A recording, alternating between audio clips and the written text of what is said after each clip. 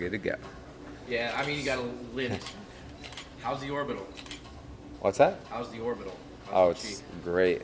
The doctor did a good job. Didn't feel any pain, Not no at all. issues? Nope. Weren't at all concerned? Nope, not at all. Yeah. Good to hear. So, Josh, apparently you don't have knockout. You're not knockout artist. Hey, same thing. I never said that. All I said was, if I land one clean punch, that'll be it. And I said, you ask anyone from our team who hits the hardest, 9 out of 10 will say me. Yeah, just is that more or less how you saw the fight going? I mean, maybe not like a highlight reel knockout like that, but did you figure you would eventually catch him with something like that? Yeah, only one punch. And it's not even funny. I work with a mind coach, and he records the sessions. I'm hoping I'll put that out there if I can get it from him. And we just went over it for an hour straight, and it was that exact punch, landing an overhand right, perfect placement to the chin, and him just out cold, hitting the ground, and walk-off home run. And that's exactly what happened. What felt better, that one or the Lamas one? Especially with everything you've been through, I imagine. This Yeah, I'd probably say this one for sure. The Lamas one was great, but I took that on 3-week notice, and it was against the third-ranked guy in the world, so that was great. But unfortunately, I didn't make the weight that time. I didn't get a bonus. That one I think is I should get a performance bonus. I've never got one from the UFC, so I'm hoping they come through this time. Yeah, hopefully Justin doesn't take up too many of them for that. Hey, there's 3. There was 3 finishes, right? Yeah. So, I mean, I know you said before the fight you're just trying to live in the moment each time you go out there, day by day. But where do you move forward after a win like this? Michael's obviously been around the UFC a really long time. Beating him means something. Yeah, definitely. I thought a big win over Michael Johnson, a good performance, and especially a big finish. I'm not sure, has he ever been knocked out like that? I don't think he's ever been knocked out, right? And I've done that to a handful of people that have never been knocked out. I give them their first knockout loss like that. And I figured if I did something like that, then it would put me right back into the mix. The momentum that I was gaining before the last fight 13 months ago, I figured it would put me right back then, and hopefully it'll set me up for another big fight or big name. And, I want to get a few more fights in this year. I feel great, and I'm just stoked to be back, honestly. It's been too long. It's been a tough year, but man, that was sweet. So I'm going to stay in Philadelphia, have some fun with my wife, mom, aunt, and friends, and eat some Philly cheesesteaks, have some pretzels, go see some historical things, and just have a good time. Losing the time away, was that the best possible kind of fight you could have had? Because it wasn't over quick, you went for a while, and then you got the finish on top. Yeah, definitely. It's I feel like I'm a little bit of a slow starter, and I'm always trying to entertain and please the crowd, and they were booing, and that's one thing my coach says. He's just like, don't worry about them, they're not in there, they just want to see people just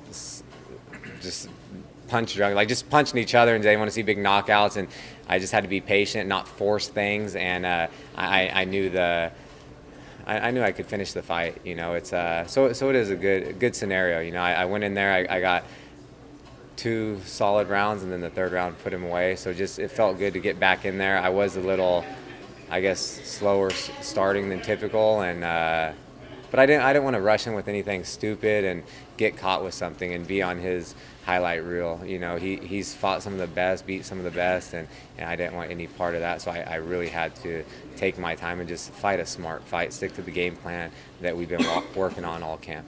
You mentioned working on the mental side of the game. Is that like a sports psychologist? Like, what exactly is it that you do? He's a mind coach. I guess you could say that, but he works with a lot of like military, I believe, like special forces, law enforcement agencies, and MMA fighters, and it's just a lot of visualization, and it's kind of like puts you into like these deep trances, and we just constantly go over things, and I visualize the fight. I see the fight, what I'm going to do. From walking into the cage, he puts me from like a bird's eye view, puts me in the corner watching it, doing it, landing those clean shots, and that's exactly what I said was going to happen. And I'll put that out there later if I can get that audio from him. But yeah, I've been working with him for years. I try to do a lot of things. I feel like I'm no one's going to mentally break me. I feel like I'm hard enough on myself. I beat myself up enough so no one else can. And yeah, it's just another attribute of mine. I know you said you were confident in the orbital, but did it take getting into a live fight to really have belief in it, or were you good coming in? I was good coming in. Like I said, going into it when I was helping Chad get ready for a fight, my first live sparring session back with him, he's one of the hardest hitting guys too, you know, and he's so powerful, and he landed some good shots right where I broke that, and after those sparring sessions, then I knew I was good. Last one for me then. I mean, you've obviously been out for a long time. How soon do you want to get back in? Man, I've never fought in Vegas. I would like to fight on that International Fight Week. It's a quick trip from California. It would give my friends and family an excuse to go out to Vegas and have some fun. And man, we would have a ton of people out there. I don't even know how many people would come out, but it would be an amazing time. And I got to fight in Vegas, so I'm hoping to get back in there unless something else pops up sooner. But I want to get at least 2 more fights this year, and as long as I stay healthy and depending on what the next fight is. Anyone stick out to you in terms of? No, not at all. Just like I said, I want to fight people in front of me or bigger name fights. Was it gratifying? I mean, I feel like after the Lamas, when you jumped up so high in the rankings, and you got, especially with the weight, you got a little criticism. You know, some people said maybe he doesn't deserve that spot, but you go do what you did to Michael Johnson, another top guy. Does this kind of validate you even more that you just do really belong at the very top of the featherweight division? Yeah, I believe so. You know, I feel like that's the reason why I got in this sport. I truly believe I'm one of the best fighters. I will be a world champion. If the best me shows up, nobody can beat me. And like I've said before, you really have to put me out to finish me. You'll never see me cower away. You see people break in fights. You will not break me. And you'll never see me want out of the fight. You know, you see it all the time. People getting hit and then they just put their hands up and they want out. Like that won't happen to me. But I believe. I believe such a big win over him. I do belong here, and I've showed it. I fought the best. The only thing that happened was the last fight. I got caught. You know, I got caught and then put me out because I didn't jump on him like he did in the first round. Is there any desire to run it back with Jeremy at any point? Yeah, we'll see what happens moving forward. I know he's coming off a few losses. I'm coming off a win. I just want to, like I said, decompress, go have some fun, and then talk to my coaches and figure out what's next. I was going to say, yeah, there were some slower moments in the first 2 rounds. Like you said, the crowd was booing a little. Were you thinking of that one big shot throughout those first 2 rounds, even in the more cautious moments? I came close to landing them. Like a few in the first round, I missed with the big one, just inches from him. And then in the second, a big hook. But I did hit him a few times hard, and then he put on a poker face, you know, because he was kind of talking in there. And I thought the first round, I won the first round. It was really close. I thought he won the second round.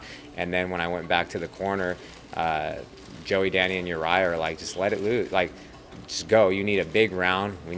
Possibly need a finish. Just go out there and just, who cares? And I was just thinking, okay, I'm going to go for broke. I'm going to go out there swinging. And, you know, you never want to leave it to the judges' scorecards. I'm trying to finish the fight, even in the first round. You know, people say that all the time. No one in this fight game is trying to do that. They're trying to finish the fight with every punch, you know, so it's just the people that say that, no one's trying to let the judges decide what happens because a lot of times they don't know what's going on. But I just went out there and it took me a while to get going. That's all I can say. I feel like 13-month layoff, it just it was a little different, and I didn't want to rush in and get caught with something because he has so much experience, you know what I mean? What was he saying to you? Just his coaches, they were telling him things, and he was like shaking his head saying yes. One of the punches I thought was kind of funny. I barely missed with a huge uppercut, and it skimmed him.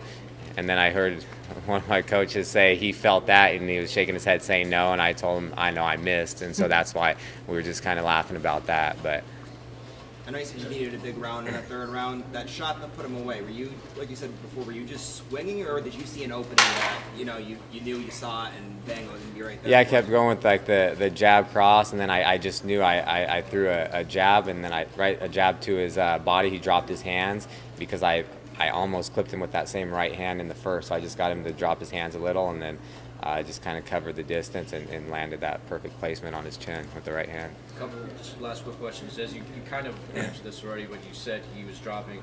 A lot of people seem to notice he was dropping his left hand repeatedly. Mm-hmm. So that was the target, obviously. Mm-hmm. And you know, southpaw versus orthodox match up well. So I'm just trying to get out of his foot.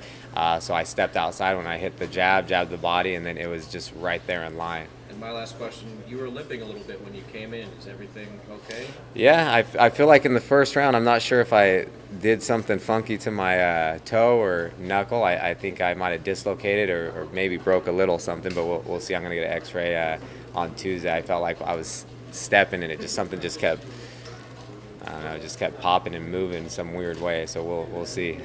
But yeah, I'm fine.